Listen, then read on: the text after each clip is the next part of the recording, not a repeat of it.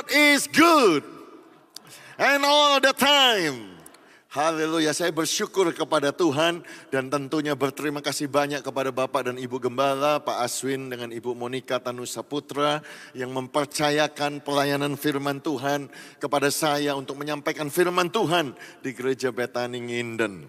Bapak Ibu, saya punya tugas yang berat nih pada hari ini karena setelah saya dapat konfirmasi tugas saya berbicara di tempat ini, saya bertanya kepada Bapak Gembala, ada pesan enggak Gembala ataukah ada topik enggak?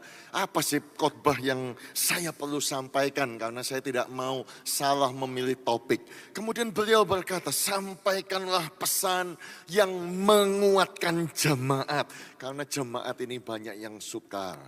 Nah, jadi saya dalam keterbatasan saya sebagai hamba Tuhan berdoa, cari Tuhan dan saya merasa dikuatkan untuk menyampaikan firman Tuhan yang seperti ini. Ya, saya beri judul khotbahnya adalah Allah Dataran. Sekali lagi saudaraku, ini firman Tuhan yang sederhana, yang simple. Judulnya hanya mau menguatkan saudara bahwa Allah kita adalah Allah Dataran. Nah, bagi saudara yang mungkin tidak pernah membaca istilah Allah Dataran di dalam Alkitab, saya mohon supaya saudara siapkan hati, saya khotbah tidak akan panjang hari ini, tetapi biarlah melalui firman Tuhan ini saudara diberkati. Kita melihat topiknya atau konteksnya ada di 1 Raja-Raja pasal yang ke-20, kita akan membaca ayat yang ke-23 sampai ayat yang ke-30. 1 Raja-Raja pasal 20, pertempuran dekat kota Afek. Ayat yang ke-23. Pegawai-pegawai Raja Aram berkata kepadanya, Allah mereka ialah Allah gunung. Itulah sebabnya mereka lebih kuat daripada kita. Tetapi apabila kita berperang melawan mereka di tanah rata, pastilah kita lebih kuat daripada mereka. Bertindaklah begini. Pecatlah raja-raja itu masing-masing dari kedudukannya. Angkatlah bupati-bupati menggantikan mereka. Lalu kerahkanlah tentara sebanyak tentara yang telah gugur dari pihakmu itu. Demikian pula kuda dan kereta sebanyak yang dahulu. Marilah kita berperang melawan mereka di tanah rata. Pastilah kita lebih kuat daripada mereka. Raja mendengarkan usul mereka dan bertindak demikian. Dalam tahun yang berikutnya, Ben-Hadad memeriksa barisan orang Aram. Lalu ia maju ke Afek untuk berperang melawan orang Israel. Orang Israel pun memeriksa barisannya. Oke, saya ulangi. Orang Israel pun memeriksa barisannya dan setelah dibekali mereka berangkat menghadapi orang Aram. Saya mau saudara perhatikan di situ, orang Israel berkemah di hadapan mereka seperti dua kawanan kambing. Sedang orang Aram telah datang membanjiri negeri itu. Maka tampillah abdi Allah dan berkata kepada Raja Israel, beginilah firman Tuhan, oleh karena orang Aram itu telah berkata, Tuhan ialah Allah gunung dan bukan Allah dataran. Dari situ saya ambil judul khotbahnya. Saya lanjutkan pembacaan firman Tuhan. Maka aku akan menyerahkan seluruh tentara yang besar itu ke dalam tanganmu supaya kamu tahu bahwa akulah Tuhan. 7 hari lamanya mereka berkemah berhadap-hadapan, tetapi pada hari yang ke-7 mulailah pertempuran dan pada suatu hari orang Israel menewaskan 100.000 orang berjalan kaki dari orang Aram itu. Orang-orang yang masih tinggal melarikan diri ke Afek, ke dalam kota, tetapi temboknya roboh menimpa ke-27.000 orang yang masih tinggal itu. Sementara itu Ben-Hadad melarikan diri dan masuk ke kota dan bersembunyi dari satu kamar ke kamar yang lain. Semua berkata amin. Oh haleluya. Bapak ibu dan saudara sekalian, Allah dataran. Konteks Alkitab yang kita baca ini, cerita ini luar biasa. Kenapa luar biasa? Ini mujizat yang dahsyat, mujizat yang ekstrim. extraordinary. Saudara bisa bayangkan ya, bangsa Israel itu kelihatannya cuma seperti 2 ekor kambing menghadapi tentara Ben-Hadad, tentara Aram yang begitu besar jumlahnya 127.000 orang. Kalau saudara perhatikan, saudaraku, Raja Israel itu cuma punya 232 orang muda pengiring kepala daerah, saudara-saudaraku. Dia tidak punya tentara, dia cuma punya rakyat jumlahnya 7.000. Jadi sedikit sekali, kecil sekali. Makanya seperti 2 ekor kawanan kambing melawan musuh yang begitu besar. Tetapi ini peristiwa luar biasa, Tuhan yang kita sembah itu ajaib.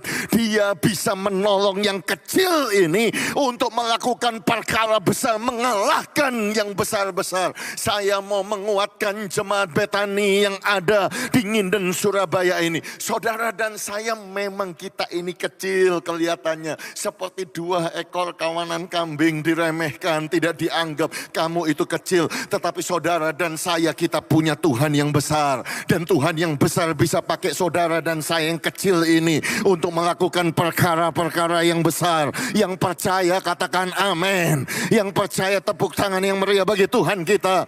Oh haleluya. Haleluya. Jadi saudara bisa bayangkan, saudaraku, Tuhan buat mujizat yang extraordinary. Saudara-saudaraku, 100.000 orang mati. Saudaraku, lawannya itu Ben-Hadad. Dia punya 32 raja. Oh, semuanya kocar-kacir mati. Mereka lari. Saudara-saudara, saya nggak tahu bagaimana caranya Tuhan bikin tembok itu roboh. Tetapi tiba-tiba mungkin gempa bumi, saudara-saudaraku. Kemudian 27.000 orang mati. 127.000 orang mati. Hanya orang Israel cuma punya 232 orang muda pengiring kepala daerah. Perkara yang luar biasa. Saudara-saudaraku, tetapi yang saya mau tekankan kepada saudara hari ini, satu revelation yang luar biasa, saudara. Dan saya berdoa supaya saudara dan saya hari ini kita menerima revelation bahwa Allah yang kita sembah itu bukan saja Allah gunung, tetapi Allah dataran. Dan ketika saudara dapatkan pewahyuan ini, saya percaya Tuhan akan melakukan perkara yang besar dalam hidup saudara. Kenapa saya berkata demikian, saudaraku? Karena mujizat yang besar ini, perkara yang besar ini, jadi Tuhan itu memberikan kemenangan yang besar kepada bangsa Israel. Itu bukan gara-gara bangsa Israelnya bagus, bukan. Tetapi Tuhan memberikan kemenangan yang besar kepada bangsa Israel hanya untuk membuktikan bahwa Dia bukan saja Allah gunung, tetapi Dia adalah juga Allah dataran. Saudara-saudaraku, ini luar biasa. Jadi bukan karena bangsa Israel itu baik, bukan karena bangsa Israel itu suka menyembah Tuhan, ibadah begitu. Enggak. Tetapi justru orang Israel itu jahat-jahatnya, saudara-saudaraku. Oh, jahat-jahatnya, saudara-saudara. Tetapi tetap Tuhan tolong orang yang jahat seperti ini. Duh, kenapa kok Tuhan tetap tolong? Ya karena dia nggak terima, saudaraku. Tuhan itu nggak terima kalau dia dihina sebagai Allah gunung. Jadi kalau saudara melihat, saudaraku, Ben-Hadad itu, saudaraku, dengan orang Aram itu mereka itu ngenyek gitu ya. Menghina Tuhannya orang Israel. Tuhan orang Israel itu cuma Allah gunung. Makanya waktu kita perang di atas tempat yang di atas di gunung itu kita kalah. Makanya sekarang kita ngajak orang Israel itu perang di tanah yang rata. Di dataran yang rendah. Dengan kata lain di tempat lembah, saudaraku. Oh, di tempat yang di bawah. Nah, kalau kita perangnya di lembah, perangnya di dataran rendah, kita pasti lebih kuat. Karena Allah mereka itu cuma Allah gunung, bukan Allah dataran. Jadi Tuhan ngamuk, saudaraku. Tuhan marah. Dan Tuhan kirimkan hamba Tuhan dan berkata kepada Raja Israel, beginilah firman Tuhan, karena musuh itu berkata Allah itu Tuhan itu cuma Allah gunung dan bukan Allah dataran, aku akan menyerahkan tentara yang besar itu ke dalam tanganmu. Wow, Bukankah ini satu revelation yang luar biasa, saudara-saudara? Bahwa Tuhan itu tidak terima disebut sebagai Allah gunung saja.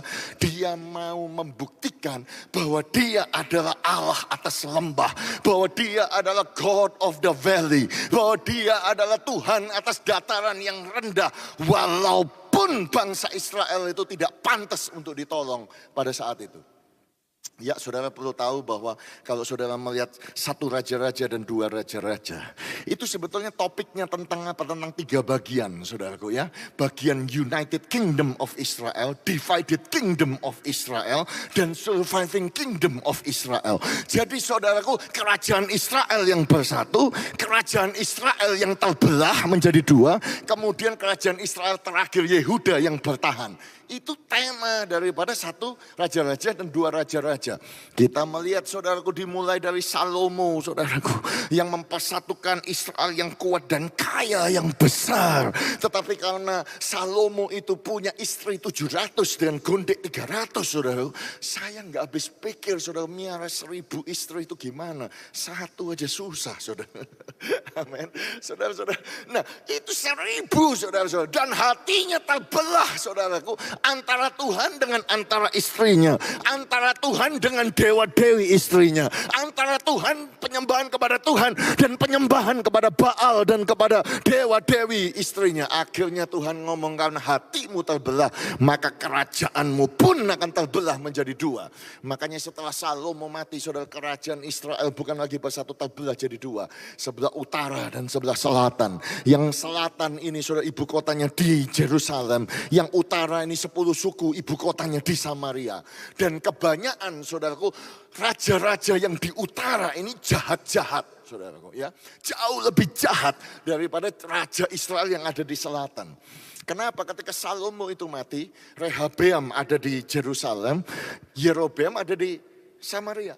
Dan dia tidak kepengen saudaraku rakyatnya itu turun saudaraku ke bait Allah, ke Yerusalem untuk menyembah Tuhan karena bait Allah ada di Yerusalem. Makanya dia bikin bangunan tempel saudara untuk menyembah apa? Lembu emas. Saudara bisa bayangkan jahatnya Yerobeam saudara-saudaraku. Padahal pada waktu mereka keluar dari Mesir, kemudian mereka membuat patung anak lembu emas. Musa marah dan kemudian menghancurkan patung itu. Saudara ingat cerita itu saudara-saudaraku. Dan kemudian Yerobeam supaya bangsa Israel tidak nyembah Tuhan, supaya nyembah sapi saudaraku. Jadi seringkali saya berkata karena saya sebelum COVID sempat beberapa kali KKR ke India, ke Chennai, terakhir ke Kathmandu di Nepal saudara-saudaraku. Dan kami naik ke Chandragiri, lihat Himalaya sampai di atas itu saudara-saudaraku di Gunung Chandragiri itu yang saya lihat itu ya 2 lembu emas saudaraku. Mereka masih menyembah lembu emas. Di mana-mana sapi itu disembah, saudara-saudara. Ini semua gara-gara kekejian orang Israel, saudara-saudara.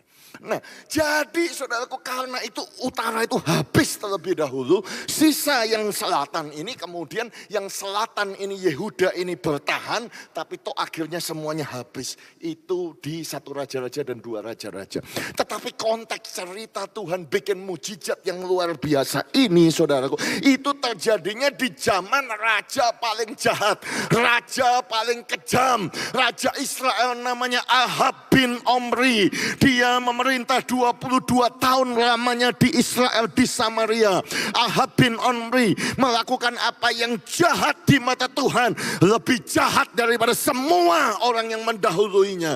Seakan-akan belum cukup ia hidup dalam dosa-dosa Yerobeam bin Nebat. Ya, jadi sudah nyembah sapi, saudara-saudara, lembu, saudaraku, dia mengambil pula Isabel, anak Etbal, raja orang Sidon menjadi istrinya.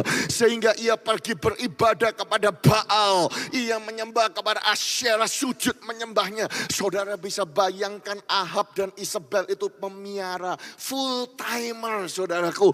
Nabi Baal itu 450 orang dan 400 nabi Asyera. Jahat saudara-saudara.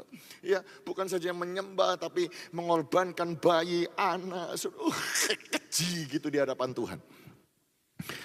Dan kalau saudara tanya sama saya, kalau saya jadi Tuhan, saya nggak akan nolong orang yang model begitu, saudara-saudara. Saya tidak mau nolong orang Israel yang menyembah dewa-dewi itu, saudara. Tetapi toh Tuhan tolong, toh Tuhan bikin mujizat, toh Tuhan bikin 127.000 musuhnya mati, saudara-saudara. Kenapa? Bukan karena orang Israelnya itu baik, bukan.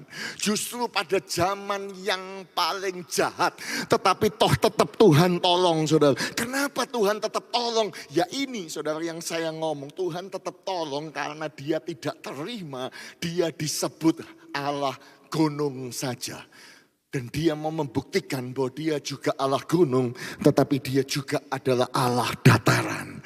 Itu sebabnya dengarkan saya baik-baik jemaat Betani Nginden yang saya kasihi. Kebohongan yang paling besar daripada musuh, tipu muslihat yang paling hebat daripada setan, yaitu apa? Tuhan kamu itu cuma Tuhan di atas toh, di gunung.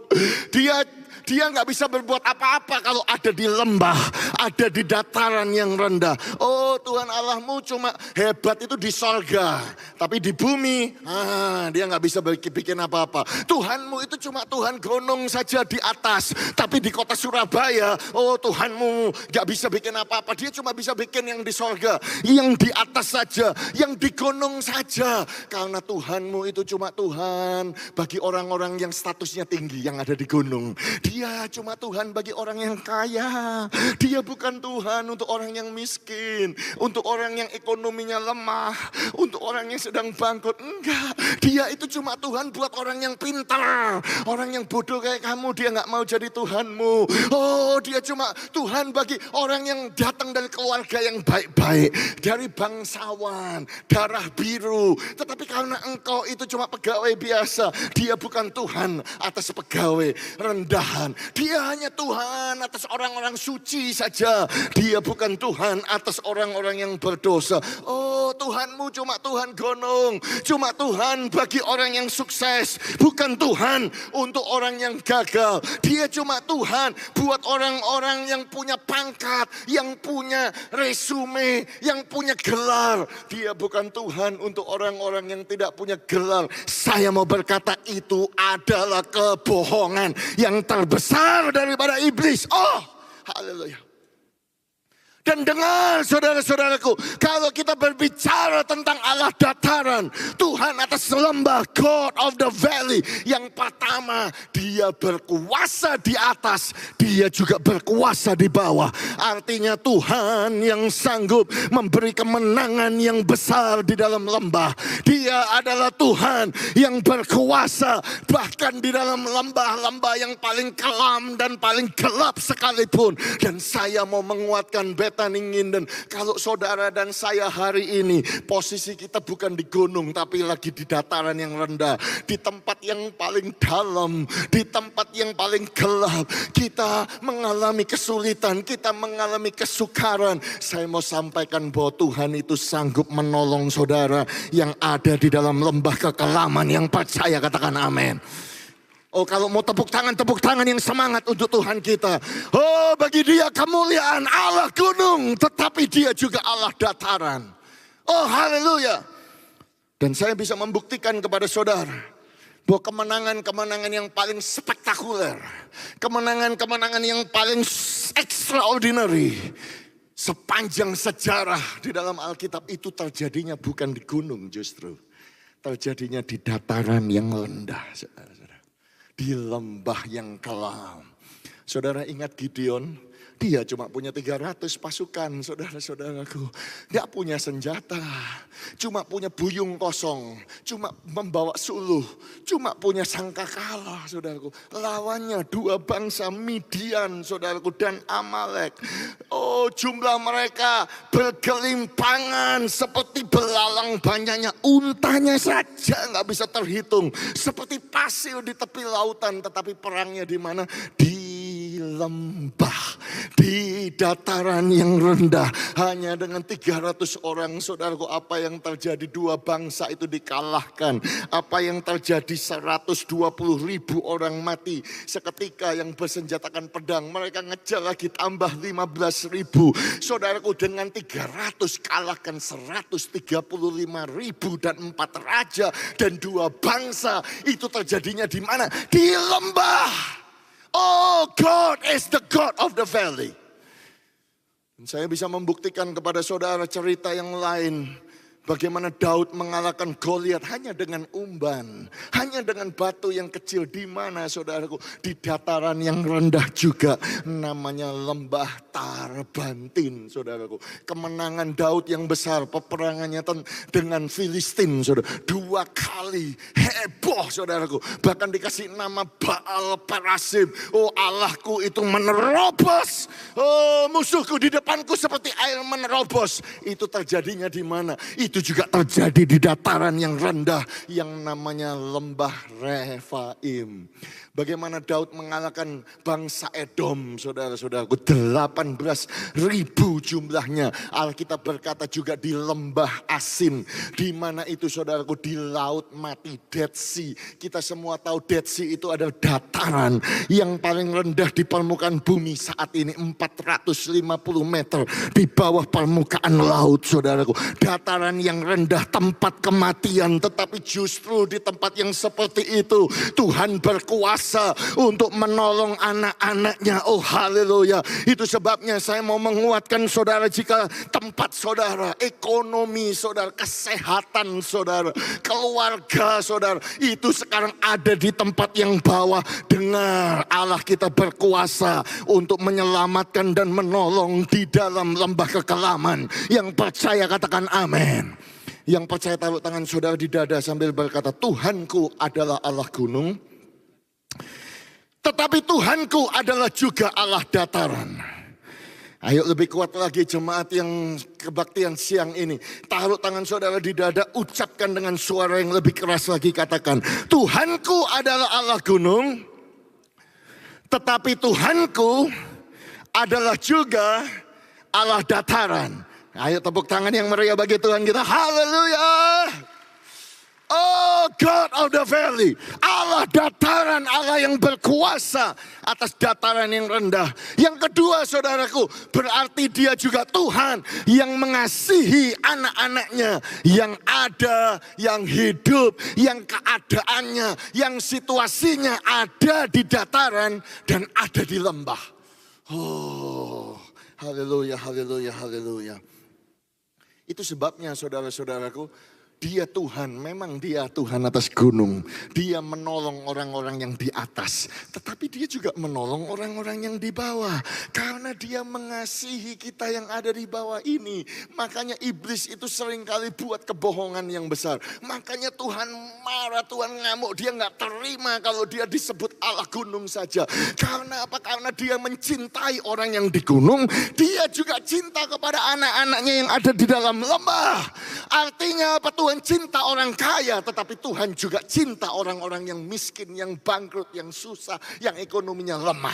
Tuhan cinta kepada CEO, chairman, director, managing director dalam perusahaan. Tetapi Tuhan juga cinta pegawai-pegawai yang lemah, yang cleaning service sekalipun cinta Tuhan itu sama. Tuhan cinta kepada orang yang kuat, tetapi dia juga cinta kepada orang yang lemah. Tuhan cinta kepada orang yang sukses, tetapi dia juga cinta kepada orang yang sedang gagal.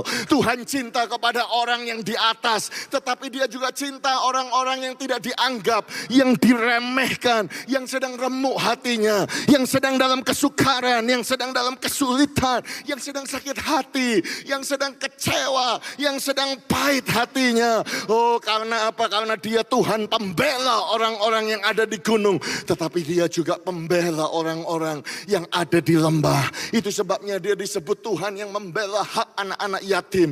Dia adalah the defender of the widow, pembela hak para janda. Berarti dia cinta semuanya. Oh, haleluya. Dan kalau hari ini, siang hari ini, saudara dan saya termasuk golongan orang-orang yang ada di lembah. Kita adalah orang-orang yang disayang dan dicintai oleh Tuhan. Haleluya. Saudara bisa tepuk tangan kalau engkau itu dicintai dan disayang oleh Tuhan. Oh haleluya. Nah, saya jadi ingat Ulangan pasal yang ke-10 ayat yang ke-14 berkata demikian. Sesungguhnya Tuhan Allahmu yang empunya langit, bahkan langit yang mengatasi segala langit. Sekali lagi kita punya Tuhan gunung, saudara. Di atas sorga. Dia empunya langit di atas segala langit. Tetapi bukan saja dia di atas, saudara. Tetapi dia juga di bawah. Karena dialah yang empunya bumi dan segala isinya. Oh haleluya, dia adalah God of the Valley. Ayat yang ke-17, sebab Tuhan Allahmu lah Allah segala Allah dan Tuhan segala Tuhan. Allah yang besar, Allah yang kuat, yang dahsyat. Perhatikan, yang tidak memandang bulu ataupun menerima suap. Yang membela hak anak yatim, yang membela hak janda dan menunjukkan kasihnya kepada orang asing dengan memberikan kepadanya makanan dan pakaian. Tuhan itu tidak memandang bulu, tidak dapat disuap, saudara-saudaraku. Jadi dia perhatikan semua. Dia tidak membeda-bedakan. Artinya apa? Kalau dia cinta Abraham, dia cinta Ishak, dia cinta Yakub, dia cinta Israel. Oh, dia sayang kepada Daud, dia sayang kepada Daniel, dia sayang kepada Agus Gunawan. Dia juga sayang kepada semua saudara. Sama, tidak pernah dibeda-bedakan. Yang percaya katakan amin. Jadi kalau dia tolong Daniel dari lubang singa, kalau dia tolong Sadrak, Meshach, Abednego dari perapian yang menyala-nyala, dia angkat Yusuf, saudara-saudaraku, dari lubang sumur, dari penjara, dan diberkati. Pertolongan yang sama yang dia tunjukkan kepada Yusuf, kepada Hana yang misal Asaria, itu pun pertolongan yang sama yang akan ditunjukkan kepada saudara dan saya, sebab dia tidak pernah memandang bulu. God adalah Allah dataran. Yang percaya katakan amin. Haleluya. Makanya Yesus Kristus, saudaraku, yang walaupun dalam rupa Allah, tidak menganggap kesetaraan dengan Allah itu sebagai milik yang harus dipertahankan. Wow, dia yang adalah Allah itu sendiri. Tetapi dia adalah Allah gunung, Allah di atas. Dia tidak menganggap kesetaraan dengan Allah sebagai milik yang harus dipertahankan. Tetapi apa yang dia lakukan? Dia mengambil rupa seorang hamba. Dia mengosongkan dirinya dan mengambil rupa seorang hamba. Dan dalam keadaannya menjadi hamba, menjadi sama seperti manusia. Dia taat, bahkan taat sampai di atas kayu salib. Apa itu, saudaraku? Dia juga Allah dataran. Dia turun ke dunia ini. Bahkan dia mengambil rupa sama dengan yang paling bawah ini. Sampai taat, sampai mati di atas kayu salib. Itulah sebabnya Allah sangat meninggikan Yesus Kristus Tuhan. Itu sebabnya Allah mengaruniakan kepadanya nama di atas segala nama. Supaya di dalam nama Yesus segala sesuatu yang ada di langit atas sana, segala sesuatu yang ada di atas bumi ini, segala sesuatu yang ada di bawah bumi ini, dan segala lidah akan mengaku bahwa Yesus adalah Tuhan bagi kemuliaan Allah Bapa. Yang percaya sorak-sorai yang meriah bagi dia. Haleluya. Haleluya. Makanya Ibrani pasal yang keempat, saudaraku, tentang Yesus yang adalah imam besar. Dikatakan demikian karena kita sekarang mempunyai imam besar agung yang telah melintasi semua langit, yaitu Yesus anak Allah. Oh, dia adalah Tuhan di atas. Dia melintasi segala langit. Dia agung, dia gunung, Allah gunung. Tetapi ayat itu tidak berhenti sampai di situ, saudara. Sekali lagi kita melihat bagaimana dia mengasihi anak-anaknya yang ada di dalam lembah. Dikatakan baiklah kita berpegang teguh pada pengakuan iman kita. Sebab imam besar yang kita punya, perhatikan, bukanlah imam besar yang tidak dapat turut merasakan kelemahan-kelemahan kita. Sebaliknya sama dengan kita, ia telah dicobai hanya tidak berbuat dosa. Sebab itu marilah kita dengan penuh keberanian menghampiri tahta kasih karunia. Supaya kita menerima rahmat dan menemukan kasih karunia untuk mendapat pertolongan kita pada waktunya. Oh haleluya. Imam besar kita dikatakan bisa merasakan kelemahan-kelemahan kita. Dia agung, dia di atas, dia melintasi semua langit. Tapi dia bisa merasakan kelemahan-kelemahan kita. Bahasa Inggrisnya berkata, saudara, he sympathize with our weaknesses. Dia simpati dengan kelemahan kita. Terjemahan yang lain berkata, dia bisa dijamah, he can be touched with the feeling of our infirmities. Dia bisa dijamah, dia bisa dipegang, dia bisa disentuh dengan segala kelemahan kita. Itu Tuhan kita. Dia bukan saja Allah gunung, tetapi dia Allah dataran. Saudaraku, konsep ini mungkin sulit untuk kita mengerti. Karena apa, saudaraku? Karena kita itu lihatnya itu seringkali manusia. Semakin manusia itu ada di gunung, saudara. Dia jabatannya tinggi, di atas, kaya, ganteng, hebat, cantik. Oh, punya status sosial di atas, saudara. Oh, dia cuma punya teman orang-orang yang di atas itu. Ya apa ya? Sulit untuk dia turun, saudara-saudara. Karena dia cuma punya teman dan dia jadi sosialita, saudara, untuk yang di level itu, saudaraku. Halo. Kita melihat presiden, saudaraku, ya tinggalnya di mana? Di istana, hebat, di atas, di gunung. Sulit untuk disentuh oleh orang-orang yang ada di bawah. Sulit untuk dijamah oleh orang-orang yang di bawah. Seringkali kita pikir manusia seperti itu, Tuhan itu seperti itu. Hari ini saya mau menguatkan kepada saudara, Yesus bukan seperti itu. Memang betul dia mulia, dia hebat, dia melintasi segala langit, dia Tuhan. Tetapi dia juga Allah dataran. Dia ada di lembah. Cinta kepada saudara yang di lembah, bisa disentuh, bisa menolong saudara yang ada di lembah. Semua katakan amin. Simple message ini, saudara. Dia Allah dataran dan kasihnya kepada orang-orang yang di dataran. Dan ini adalah definisi kasih itu, saudaraku. Dan dalam hal inilah kasih Allah dinyatakan di tengah-tengah kita. Yaitu bahwa Allah telah mengutus anaknya yang tunggal ke dalam dunia supaya kita hidup olehnya. Inilah kasih itu, definisi kasih. Kalau saudara mau tahu, ini adalah definisi kasih itu. Bukan kita yang telah mengasihi Allah, tetapi Allah yang telah mengasihi kita. Dan yang telah mengutus anaknya sebagai pendamaian bagi dosa-dosa kita. Saya loncat ke ayat 19. Kita mengasihi karena Allah terlebih dahulu mengasihi kita. We love God because God first loved us.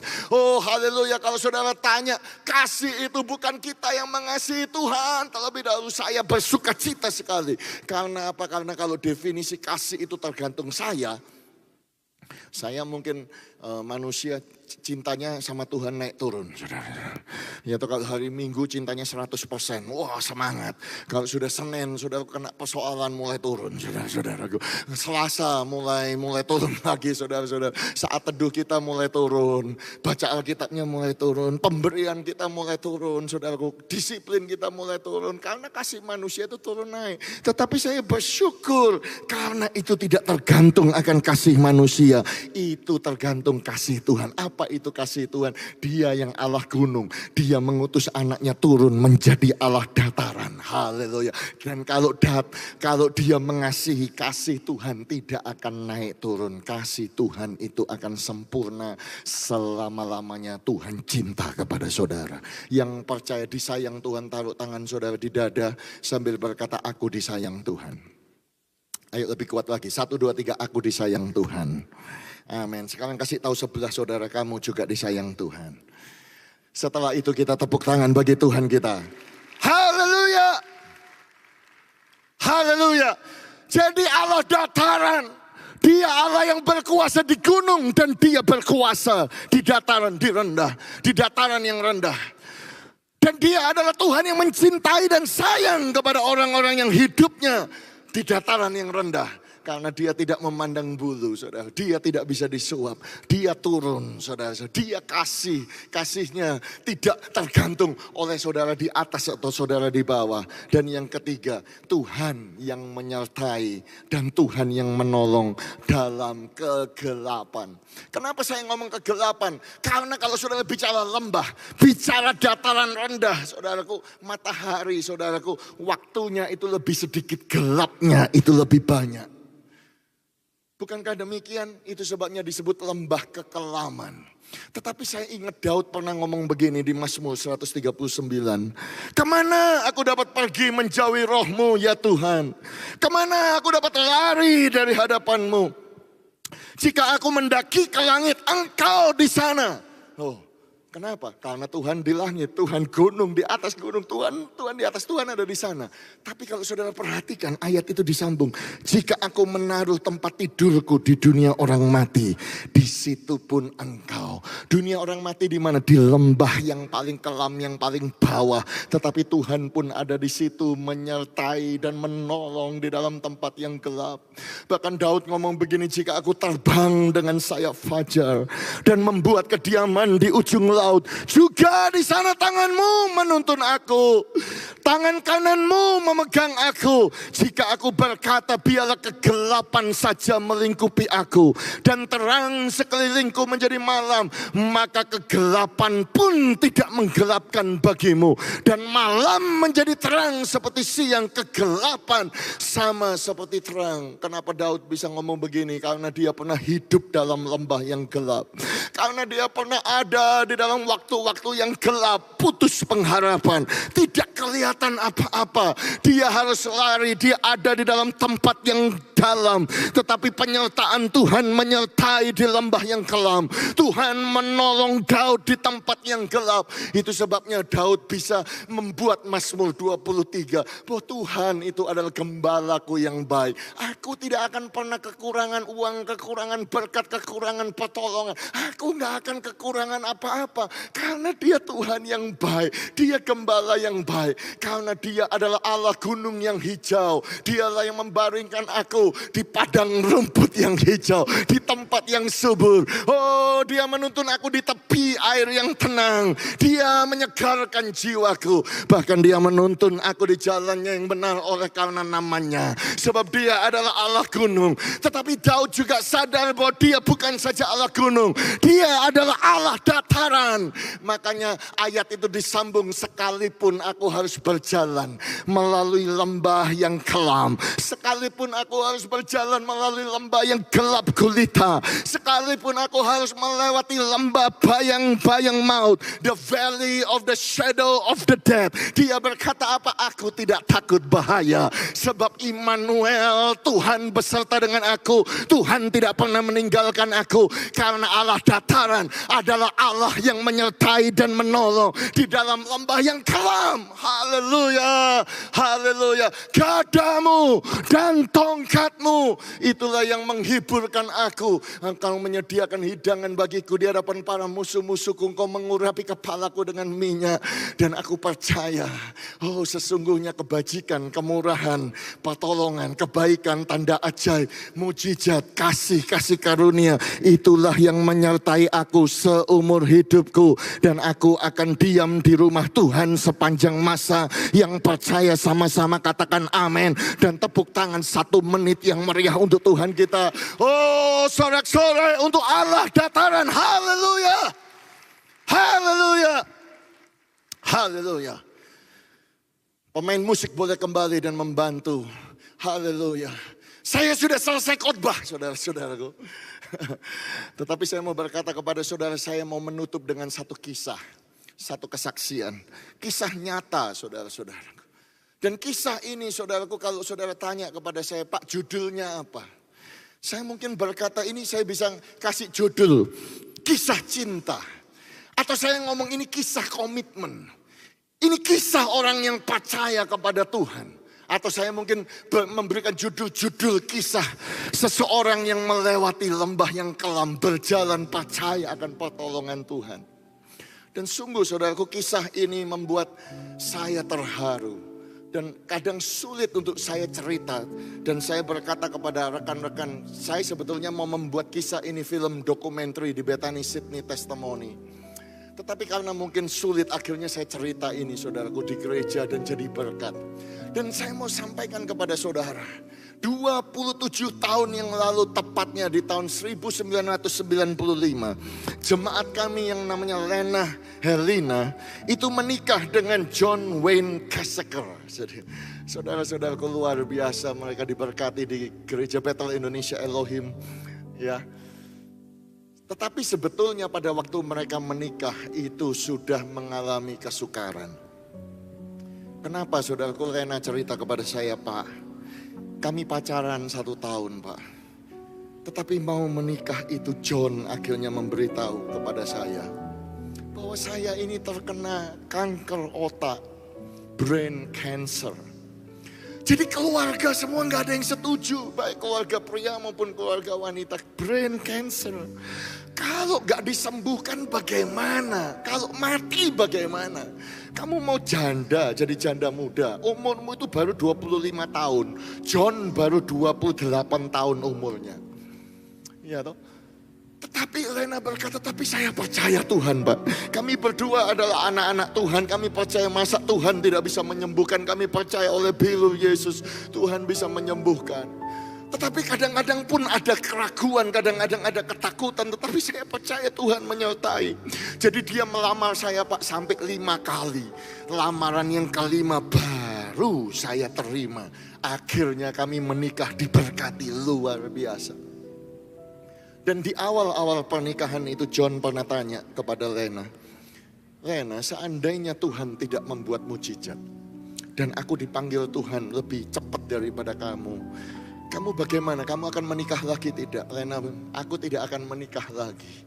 Wow, John berkata, Lena, kalau mujizat tidak terjadi, nanti siapa yang akan mendampingi kamu, yang nolong kamu? Duh, aku kan nanti akan punya anak dari kamu. Nanti aku dengan anak akan bisa membesarkan. Tapi aku percaya Tuhan akan menyembuhkan.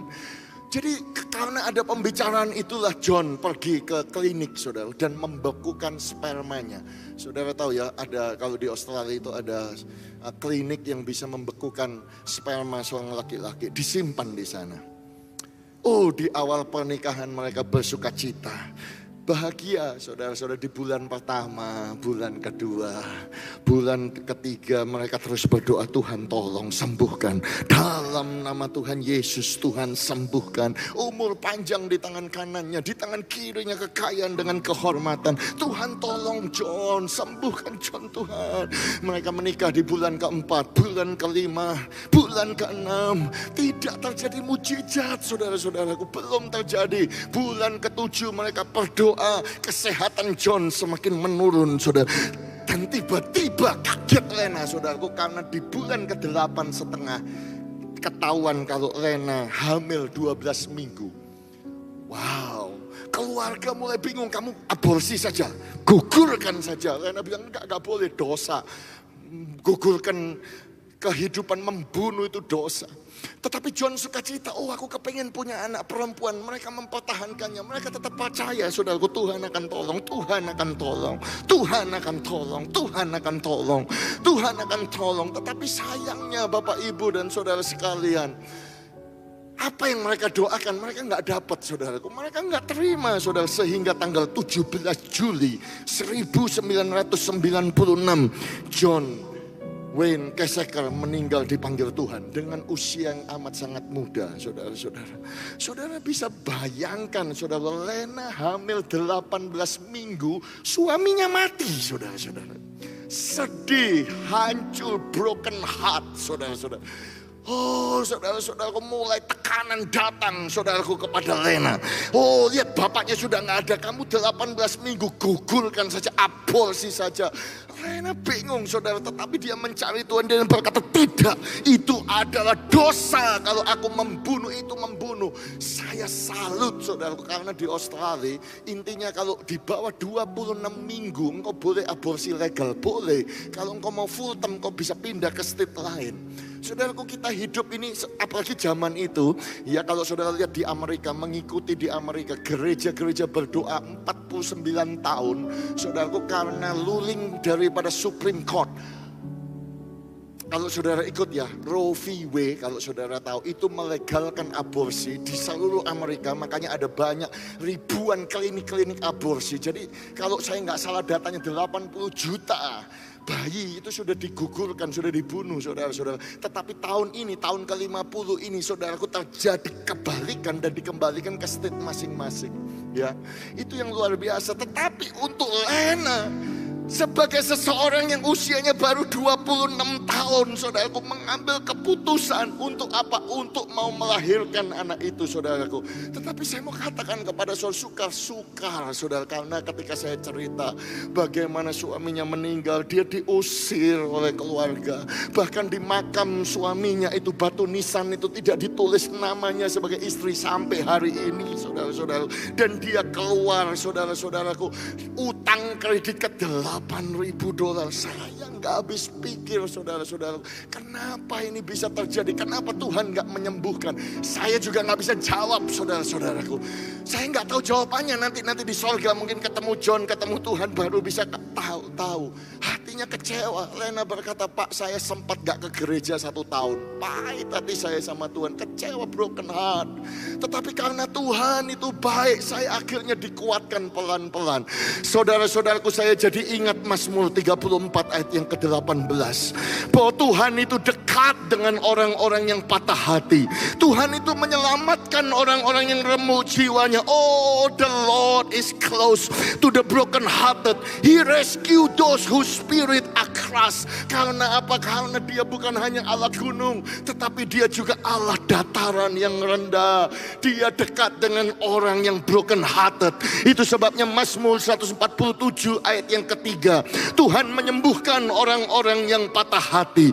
Tuhan membalut luka-luka mereka. God heals the broken hearted and God binds up their wounds. Tuhan cinta, Tuhan menyembuhkan. Saudara-saudaraku yang kekasih, Lena berjuang. Dia berkata, saya berjuang Pak dengan hamil. Saya ambil pekerjaan 5 jenis kerjaan. Saya kerjakan, bahkan cleaning pun dikerjakan di negara asing, saudara-saudaraku, di Sydney, Australia, saudara-saudaraku.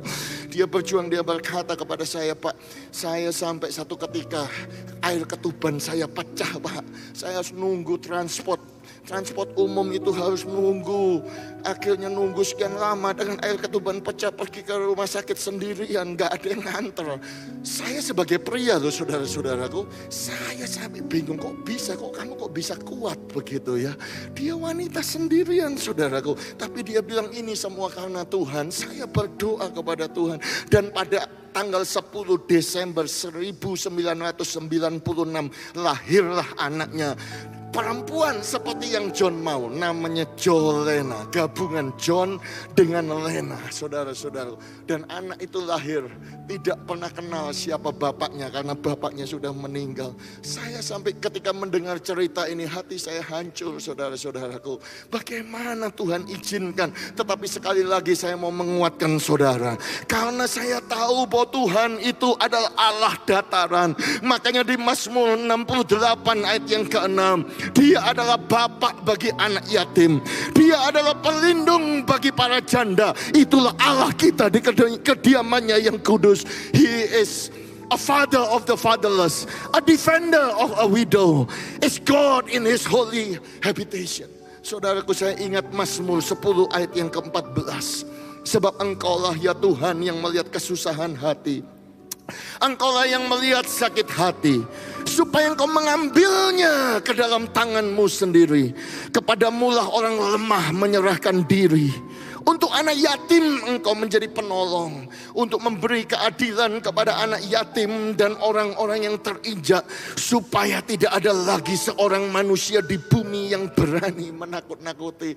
Oh, wow, saya bilang bagaimana Lena engkau bisa kuat demikian. Dia berkata, Pak, dalam keadaan yang sukar Tuhan tidak pernah meninggalkan. Saya mau ngomong yang sama kepada saudara. Saya tahu banyak di antara saudara sukar. Banyak di antara saudara dalam keadaan sulit, ada di lembah yang kelam. Tuhan tidak pernah meninggalkan saudara. Yang percaya katakan amin. Oh, haleluya. Membesarkan seorang anak, saudaraku, single mother, sulit. Engkau bekerja pekerjaan fisik. Oh sulit saudara. Dan ini yang bikin saya nggak habis pikir. Ketika Jolena gadis itu bersekitar umur 9, 10, 11 tahun. Dia merengek ngomong sama mamanya, "Ma, aku kepengen punya adik, Ma." Dia kan gak punya papa, saudara. "Aku kepengen punya adik." Lena ya bingung. Mama gak akan kawin lagi. Mama akan single, tidak komitmen, tidak akan menikah lagi. Tapi dia kepengen punya adik. Lena ingat suaminya pernah nyimpen sperma di rumah sakit, saudara. Jadi Lena, saudaraku, ambil sperma itu, mengandung anak yang kedua dari ayah yang sama, supaya anaknya punya adik dari ayah yang sama. Saya bilang, oh my God, engkau menjalani 2 kali. Oh, hamil lagi saudaraku, melahirkan anak yang kedua. Dan anak yang kedua saudaraku namanya Natalie.